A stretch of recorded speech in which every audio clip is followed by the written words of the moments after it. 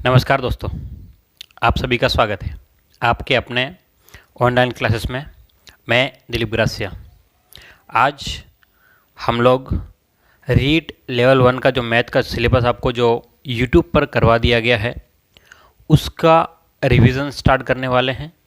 Revision का मतलब ये है कि हम लोग यूनिट वाइज, है ना, हर एक यूनिट के मतलब पहली यूनिट, दूसरी यूनिट, तीसरी यूनिट ऐसे करते हुए सभी यूनिट के कम से कम 70 से 80 हर एक यूनिट के क्वेश्चन, कम से कम एक यूनिट का कम से कम कह रहा हूँ 70 से 80 प्रश्न हम लोग देखेंगे, प्रैक्टिस करेंगे। और आपसे निवेदन ये रहेगा कि आप लोग क्वेश्चनों को लिख लें, है ना, क्वेश्चनों को लिख करके रख ले ताकि आपका रिवीजन करते टाइम अगली बार जब रिवीजन करो तो बाकी सब किताबें खंगाली नहीं पड़े।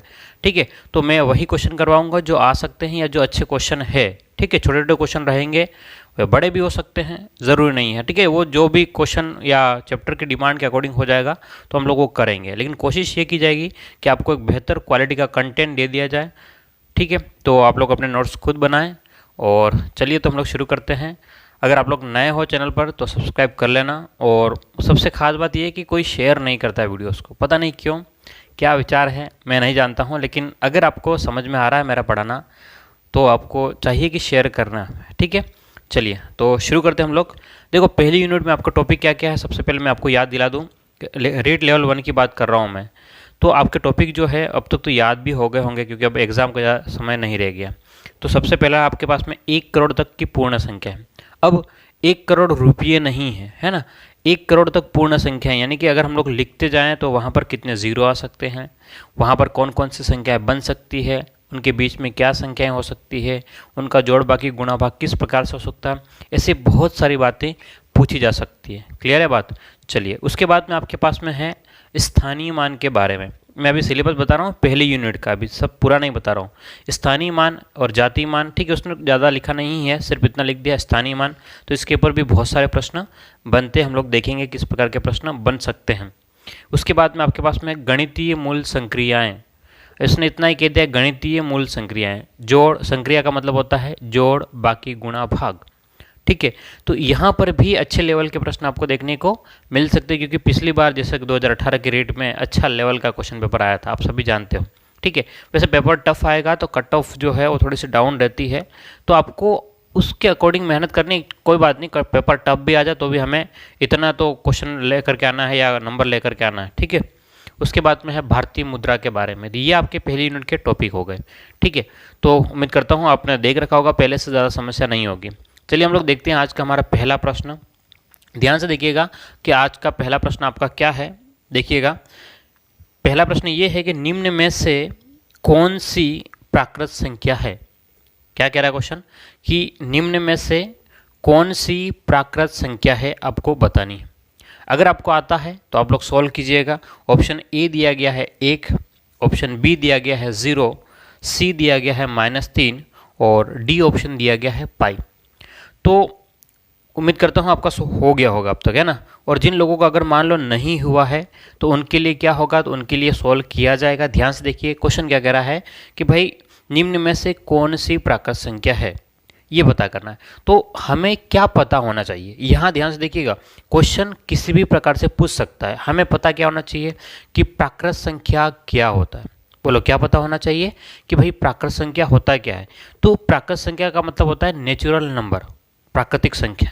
ठीक है, और प्राकृतिक संख्या है मतलब जब दुनिया बनी होगी, जब सबसे पहले लोगों ने गिनना शुरू किया होगा, तो ऐसी संख्याएं जो लोगों ने सबसे पहले गिनने के लिए शुरू किया था, तो वो संख्याएं हैं वो 1, 2, 3, 4, 5, 6 ऐसे करते हुए आगे जाना। आपको बात समझ में आ रही है? तो ऐसी संख्याएं जो सबसे पहले गिनने के लिए प्रयोग की गई है, तो वो संख्याएं कौन सी है। तो आपके पास में प्राकृत संख्या को हम लोग, ध्यान से देखिएगा, प्राकृत संख्या जो होती है वो होती है आपकी 1, 2, 3, 4 ऐसे जाते हुए हमें आगे बढ़ना है। मतलब कि ये की प्राकृत संख्याएं जो 1 से शुरू होती है और अनंत तक, मतलब लगातार आगे तक बढ़ती जाती है। ठीक है, तो अब ऑप्शन देखिए ध्यान से, क्या प्राकृत संख्या 1 है? हाँ बिल्कुल, एक ऑप्शन में दे रखा है 1 है। उसके बाद में कह रहा है 0, 0 नहीं है प्राकृत संख्या, 0 नहीं है प्राकृत संख्या, बाद में बात करेंगे इसके ऊपर।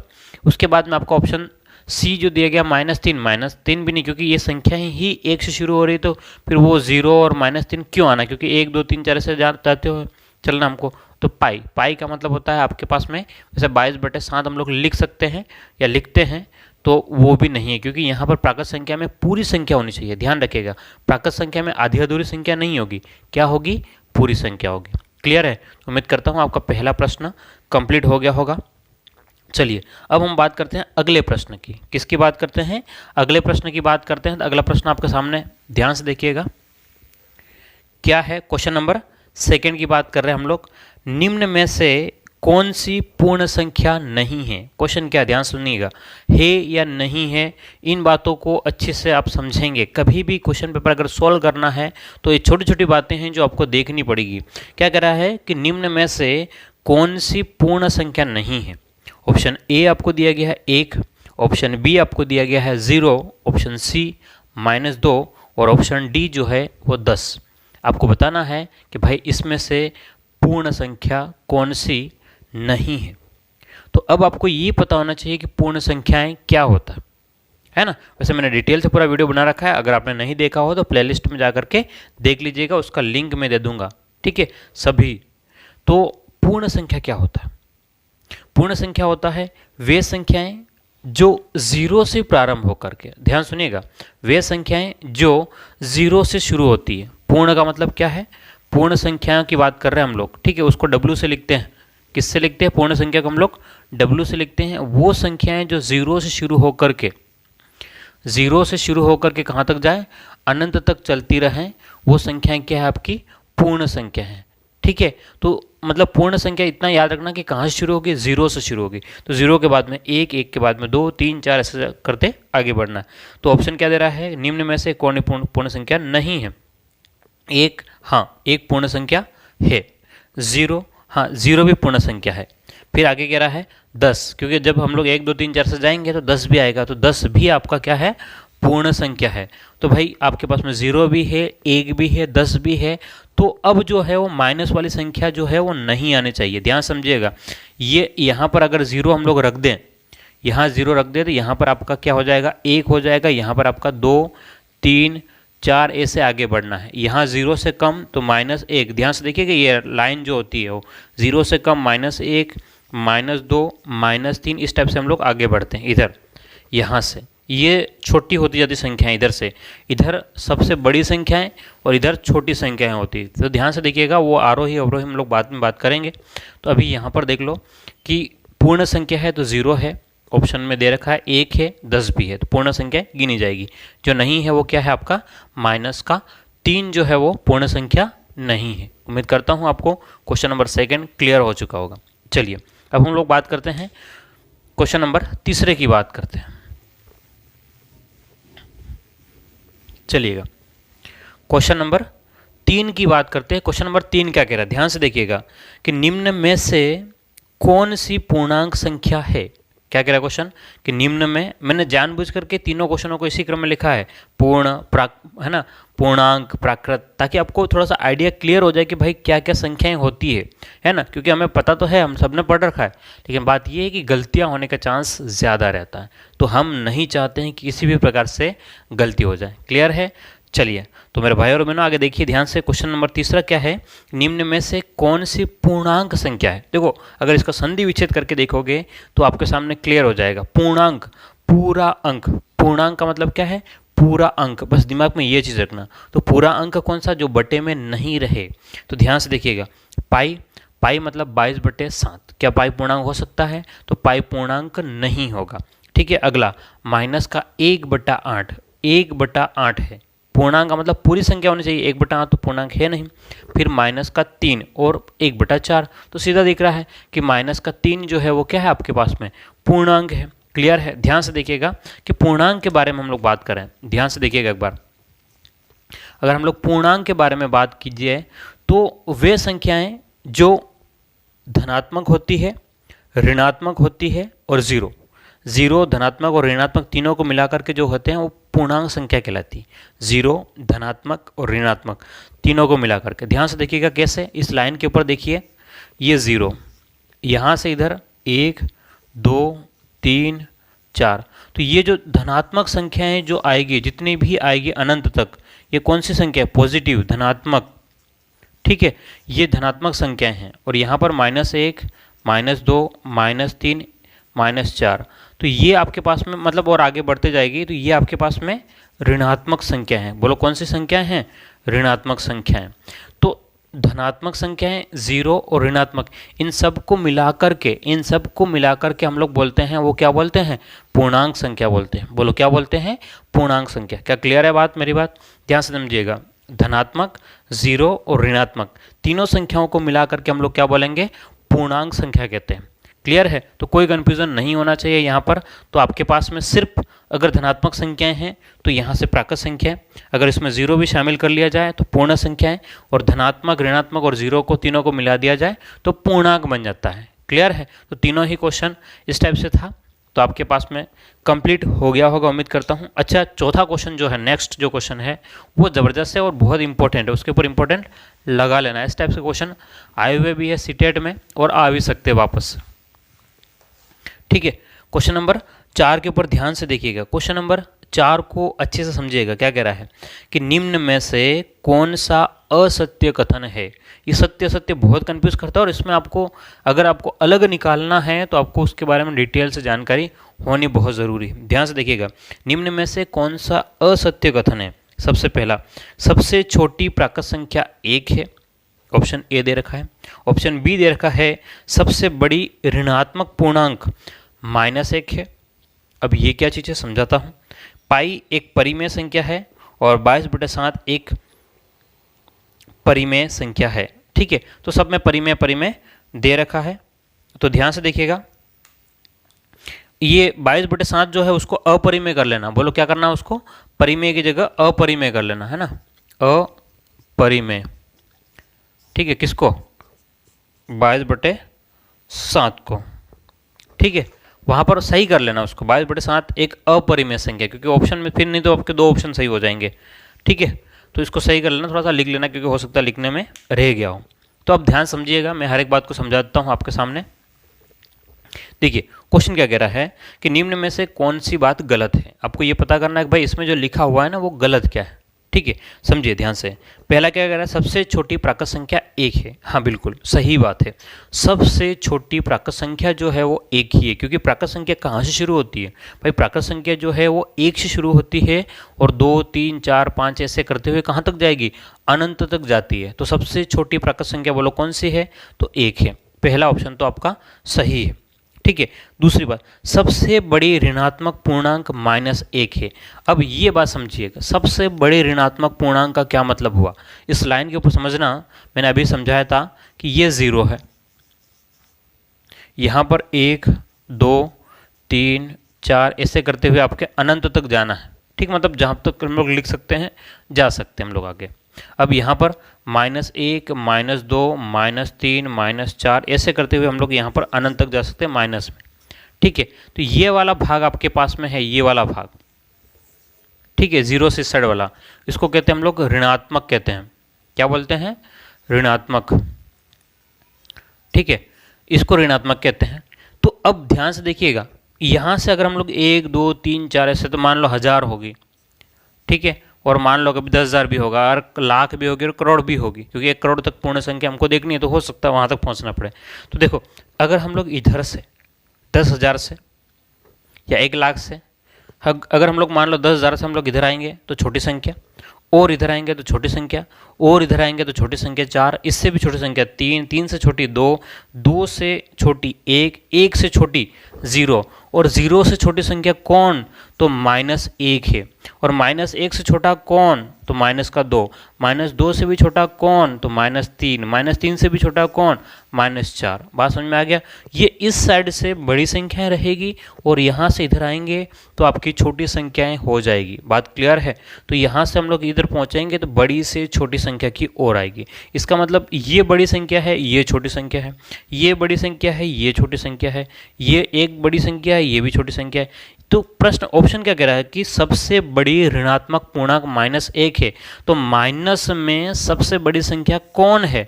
तो -1 है। माइनस में सबसे बड़ी संख्या कौन रहेगी? तो -1 ही सबसे बड़ी ऋणात्मक पूर्णांक रहेगी। क्लियर है? तो ऑप्शन बी अभी आपका सही है। लेकिन क्वेश्चन आपको ये कहा कि निम्न में से कौन सा असत्य है। अगली बात, पाई एक परिमेय संख्या है। तो पाई जो है एक अपरिमेय संख्या है, ध्यान से देखिएगा। ठीक है, पाई क्या है? पाई परिमेय संख्या नहीं है। पाई क्या है?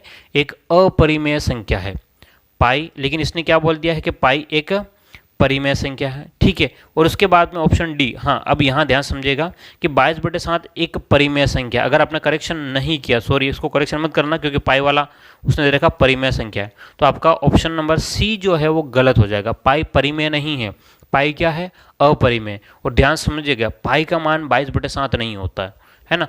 पाई का मतलब आपका 22/7 जो है वो बिल्कुल भी नहीं है।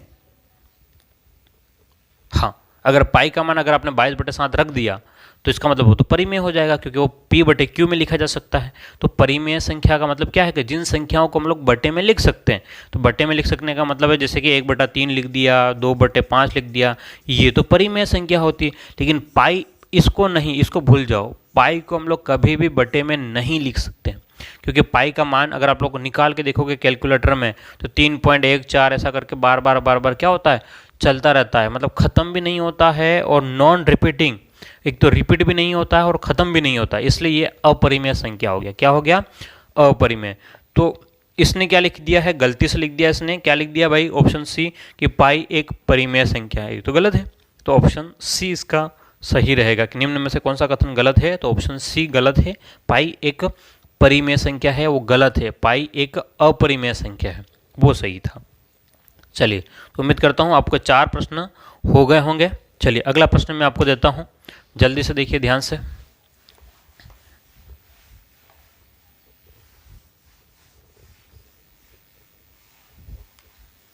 चलिए, क्वेश्चन नंबर 5वां देखिए, ध्यान से देखिएगा। क्वेश्चन नंबर 5वां, ठीक है, एक साथ ही हम लोग देख लेते हैं। सबसे छोटी अभाज्य संख्या है। पहला प्रश्न, सबसे छोटी अभाज्य संख्या है। उसके बाद में अगली बात, क्वेश्चन नंबर 6 आपको दिया गया है, सबसे छोटी विषम अभाज्य संख्या है। और क्वेश्चन नंबर 7वां जो दिया गया है, सबसे छोटी विषम भाज्य संख्या है। मैंने तीनों को साथ में इसलिए रखा है ताकि कन्फ्यूजन नहीं हो। ठीक है, तो ध्यान से देखिएगा। 5वां क्वेश्चन नंबर 5 की बात कर रहे हैं। किसकी बात कर रहे हैं? क्वेश्चन नंबर 5वें की बात कर रहे हैं। तो क्वेश्चन नंबर 5वां आपसे क्या कह रहा है कि सबसे छोटी अभाज्य संख्या है। अब पहली बात यह है कि अभाज्य संख्या क्या होती है। अभाज्य संख्या का मतलब यह होता है कि एक ऐसी संख्या जिसमें एक और उस संख्या खुद के अलावा किसी का भी भाग नहीं जाए। क्या बात कह रहा हूं मैं? एक तो एक का भाग जाएगा और संख्या खुद यानी कि स्वयं का भाग जाएगा। एक का भाग जाएगा और संख्या खुद का भाग जाएगा, इसके अलावा किसी का भी भाग नहीं जाएगा। ऐसी संख्या चाहिए जो खुद का भी भाग जाए और क्या हो जाए, वो संख्या खुद का, जैसे कि 5 है तो 5 में 5 का भी भाग जाएगा और 1 का भी भाग जाएगा, इसके अलावा किसी का भाग नहीं जाना चाहिए। ठीक है, तो ऐसी संख्या चाहिए, तो उसको क्या बोलेंगे? अभाज्य संख्या बोलेंगे। क्या बोलेंगे? अभाज्य, जिसमें किसी का भाग नहीं जाए, है ना। तो अभाज्य संख्या कौन कौन सी? ध्यान समझिएगा, मैं अभी जो बात बता रहा हूँ अब एक बार मैं लिख रहा हूँ। 1 2 3 4 5 6, मैं गिनती लिख रहा हूँ, है ना, 7 8 9 और 10। अब यहाँ समझिएगा, यहाँ कुछ बातें मैं बता रहा हूँ, ध्यान से देखिएगा। वैसे याद नहीं रख पाओगे, लेकिन मैं जो बात बता रहा हूँ यहाँ से आपके काम की बात है। देखो, एक न तो अभाज्य है और न ही भाज्य। एक जो है वो न तो अभाज्य संख्या है और न ही भाज्य संख्या है, ये बात आप ध्यान में रखें। ठीक है, तो ये आपके पास में भाज्य हो गया, अभाज्य हो गया। 3 भी अभाज्य है। 4 जो है वो क्या है? भाज्य संख्या है, इसको भी नहीं लेना है। 5 ठीक है। 6 आपके पास में, इसको भी नहीं लेना क्योंकि हम लोग अभाज्य की बात करें जिसमें किसी का भाग नहीं जाना चाहिए। 7 हम लोग रख लेंगे, 8 हम लोग नहीं लेंगे। ठीक है, और 9 भी हम लोग नहीं लेंगे। क्लियर है बात? तो यहाँ ध्यान से देखिएगा कि अभाज्य संख्या का मतलब क्या हो गया आपके पास में? 2 3 5 7, ऐसा अगर हम लोग आगे बढ़े तो 11 और इस स्टेप से आगे बढ़ेंगे। ठीक है, तो ये जो संख्याएं रहेगी 2 3 5 7 11, ये जो संख्या है वो आपकी अभाज्य संख्याएं कहलाएगी। बोलो क्या कहलाएगी? अभाज्य संख्याएं, यानी कि जिसका जिसमें किसी का भी भाग नहीं जाता हो। तो अब अगर आपसे कहता है कि सबसे छोटी अभाज्य संख्या कौन सी है, तो 2। क्या कहता है, अगर सबसे छोटी अभाज्य संख्या कौन सी है, तो 2। और 2 जो है वो सम संख्या भी है। 2 क्या है आपके, सम संख्या भी है। अगर आपसे कहता है सबसे छोटी सम अभाज्य संख्या, तो भी 2। और एकमात्र सम अभाज्य संख्या, तो भी 2 ही है, क्योंकि 2 के अलावा कोई भी संख्या है वो आपके पास में क्या होगी, अभाज्य नहीं आएगी, सम में कभी भी नहीं आएगी। तो सबसे छोटी अभाज्य संख्या 2 है, सम अभाज्य संख्या भी 2 है। अब अगली बात, सबसे छोटी विषम अभाज्य संख्या है, तो 3। सबसे छोटी विषम अभाज्य संख्या, क्वेश्चन नंबर 6 का आंसर, सबसे छोटी विषम अभाज्य, ये विषम है, ये सम है, और ये क्या है आपके पास में, अभाज्य तो है ही है, अभाज्य तो है, साथ में विषम भी है। ठीक है, और क्या कह रहा है, चलिए, तो ये आपके पास में सबसे छोटी अभाज्य संख्या, सबसे छोटी विषम अभाज्य संख्या। क्लियर है। तो उम्मीद करता हूँ आपका 5वां और ये 5वें क्वेश्चन का ऑप्शन हो जाएगा, और ये क्वेश्चन नंबर 6 का आंसर हो जाएगा 3। ठीक है, 5वें का आंसर क्या, तो 2, और ये वाला है ना, ठीक है, सबसे छोटी, और 6 क्वेश्चन का आंसर क्या हो जाएगा, 3। चलिए, इसके बाद में क्वेश्चन नंबर 7वां आपके सामने होगा, ध्यान से देखिएगा। क्वेश्चन नंबर 7वां क्या कह रहा है कि सबसे छोटी विषम भाज्य संख्या। भाज्य संख्या का मतलब है कि जिसमें किसी का भी भाग चला जाए, लेकिन सबसे छोटी विषम भाज्य संख्या कौन सी, यहीं समझना कि एक न तो भाज्य है न अभाज्य। वापस से मैं इसको लिख देता हूँ, समझना, क्योंकि काफ़ी कंसेप्ट इसमें है। मैं क्या कह रहा हूँ, एक जो है, एक न तो भाज्य है न अभाज्य है, 2 जो है आपका अभाज्य है, 3 जो है, ध्यान से देखिएगा, 3 जो है आपके पास में वो भी अभाज्य है, और 4 जो है आपके पास में भाज्य है, लेकिन ये क्या है आपके पास में, सम संख्या है। 5 जो है वो क्या है आपका, अभाज्य है। 5 जो है वो क्या है आपका, अभाज्य है। उसके बाद में हम लोग बात करेंगे 6। 6 जो है वो आपका भाज्य तो है, लेकिन ये तो सम संख्या है। ठीक है, 7 है वो फिर से अभाज्य हो गया। ठीक है, फिर से अभाज्य हो गया। 8 जो है वो फिर से भाज्य हो गया, लेकिन ये क्या है आपका, सम हो गया। और इसके बाद में 9 जो है वो ध्यान से देखिएगा, भाज्य भी है और विषम भी है। तो आपको प्रश्न ये पूछा गया है। ठीक है, तो क्या पूछा गया है, 9 वाला। ठीक है, तो ये आपसे क्या कह रहा है, सबसे छोटी विषम भाज्य संख्या तो कौन सी हो जाएगी, 9 हो जाएगी। इसके ऊपर इंपॉर्टेंट लगा लेना, इसके ऊपर इंपॉर्टेंट, क्योंकि किसी का ध्यान नहीं जाएगा यहाँ पर, है ना। सबसे छोटी विषम और भाज्य संख्या कौन सी है, तो आप लोग क्या करेंगे, 9 को टिक लगाएंगे। किसको लगाएंगे, 9 को टिक लगाएंगे। ठीक है, और नहीं किसी को लगाओ तो आप जानो, आपका काम जाना फिर, है ना। चलिए, तो उम्मीद करता हूँ कि आपको ये चीज़ समझ में आ रही होगी। आगे बढ़ते हैं। हमारा क्वेश्चन हो गए हैं अब तक 7 क्वेश्चन हो गए हैं। 8वां क्वेश्चन ध्यान से देखिएगा।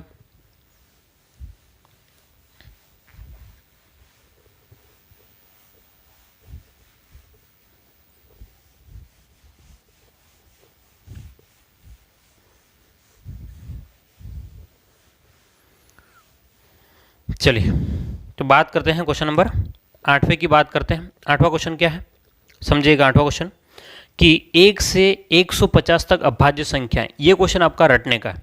ध्यान से देखिएगा, मैं क्या कह रहा हूँ कि 1 से 150 तक अभाज्य संख्याएं हैं, तो कितनी हैं बोलो, तो 150 तक पूछ रहा है आपसे, तो 35, सीधी सी बात है। कितनी अभाज्य संख्याएं हैं, 35। तो मैं आपको एक टेबल दे देता हूँ। क्या कर रहा हूँ, मैं आपको एक टेबल देता हूँ अभाज्य संख्याएं, कि भाई 1 से लेकर के 25 के बीच में, 1 से लेकर के 25 के बीच में कितनी अभाज्य संख्याएं हैं, तो 9 है। कैसे, एक तो है नहीं, 2, 3, 5, 7, 11, 13। ठीक है, तो ये अभाज्य संख्या है। अगर आपसे कहता है 1 से 50 के बीच में, तो 15 अभाज्य संख्या है। उसके बाद में अगर आपसे कहता है 1 से 75 के बीच में, तो 21 अभाज्य संख्या है। 1 से 100 के बीच में, तो 25 अभाज्य संख्या है। 1 से लेकर के 175 तक या 150 तक, तो 35। ठीक है, तो ये पूरी सारणी में आपको दे देता हूँ, आप लोग रट लेना इसको। ठीक है, क्योंकि इसमें रटना ही है, समझाने वाली कोई बात है ही नहीं, तो फिर मतलब नहीं है आपका टाइम खराब करने का। ठीक है, तो आप लोग क्या करेंगे, सारणी को रट के, जहाँ डायरेक्ट क्वेश्चन पूछा जा सकता है। 1000 तक तो कम से कम देख लेवे। चलिए, तो नेक्स्ट चलते हैं, क्वेश्चन नंबर 9 की बात करते हैं। किसकी बात करें? क्वेश्चन नंबर 9 की बात करें। क्वेश्चन नंबर 9 क्या दिया गया? संख्या 5, 6, 7, 8 में 6 के स्थानीय मान क्या है? क्वेश्चन क्या है? संख्या 5, 6, 7, 8, 5, 6, 7, 8 में आपको 6 का स्थानीय मान। देखो, मान जो होते हैं वो दो टाइप के होते हैं, एक तो स्थानीय मान, दूसरा होता है जातीय मान। ठीक है, मतलब एक तो स्थान है ना, प्लेस वैल्यू और फेस वैल्यू। प्लेस का मतलब जगह, जगह यानी कि स्थानीय मान, और दूसरा है अंकित मान या जातीय मान हम लोग कह सकते हैं। ठीक है, तो आपके पास में दो टाइप के मान होते हैं, एक तो जातीय मान, जातीय मान, और दूसरा होता है स्थानीय मान, स्थानीय मान। तो जातीय मान के मतलब है, उसका मतलब फेस वैल्यू, फेस वैल्यू है ना। फेस वैल्यू का मतलब है कि वो जो संख्या खुद, संख्या खुद या स्वयं, ठीक है, आप जो भी लिखना चाहो समझ सकते हो। और स्थानीय मान मतलब जगह के हिसाब से उसकी मान बदल जाएगा, जगह के हिसाब से। जैसे कि यहाँ पर है तो 7 का क्या मतलब है? तो 7 का मतलब अगर स्थानीय मान पूछेगा तो 7 का मतलब है 70, ध्यान से देखना। लेकिन अगर जातीय मान पूछेगा फेस वैल्यू तो 7 का मतलब 7 ही रहेगा, है ना। मतलब जो संख्या जो है एग्जैक्ट वो तो वो रहेगी, वो उसको बोलते हैं फेस वैल्यू या जातीय मान। अगली बात है कि प्लेस वैल्यू या स्थानीय मान, मतलब जगह की वैल्यू जो रहेगी वो उसको क्या बोलते हैं? स्थानीय मान बोलते हैं। तो आपसे क्या कहा गया भाई? 6 का स्थानीय मान क्या है? तो 6 लिख लो और बाकी संख्याओं को क्या कर लो? 0 0 कर लो बस। जिस भी संख्या का स्थानीय मान पूछा जाएगा, सुनो ध्यान से क्या कह रहा हूँ, जिस भी संख्या का स्थानीय मान पूछा जाएगा उस संख्या को लिख लो और बाकी संख्याओं को आप लोग 0 कर लेंगे तो आपको स्थानीय मान का मान आ जाएगा। क्लियर है? तो 6 के स्थानीय मान क्या हो जाएंगे? तो आपके पास में 600 हो जाएंगे। अगला क्वेश्चन है, संख्या 1, 2, 3, 4 में 2 के अंकित मान क्या है? अंकित का मतलब ये है कि वो जो लिखी हुई संख्या है वही मान पूछ रहा है, जो संख्या लिखी हुई है वही मान की बात कर रहा है। क्लियर है? चलिए, तो ये हमारे आज के 10 प्रश्न थे। उम्मीद करता हूँ आपको समझ में आया होगा। अब इस क्लास को हम लोग बढ़ाने की कोशिश करेंगे, ठीक है। लेकिन सबसे मेन ज़रूरी बात यह है कि आपको वीडियोस को शेयर करना है। अगर नहीं करोगे तो फिर मैं वीडियोस नहीं बनाऊंगा, क्योंकि ज़रूरी है ना यार। आप लोग बिल्कुल भी साथ नहीं दे रहे हो, मतलब ना वीडियो शेयर करते हो, ना लाइक करते हो, ना चैनल को सब्सक्राइब करते हो। क्या पता नहीं क्या दुश्मनी है ना, ठीक है। तो अगर आप नहीं करोगे तो फिर मैं भी वीडियो नहीं बनाऊंगा। शेयर करना ज़रूरी है भाई, तभी तो हमको मोटिवेशन मिलता है। चलो कम से कम इतने लोग देख रहे हैं तो हमें भी जोश आता, चलो ठीक है वीडियो बनाते हैं। ठीक है, फिर मिलता है अगली क्लास में। Thank you.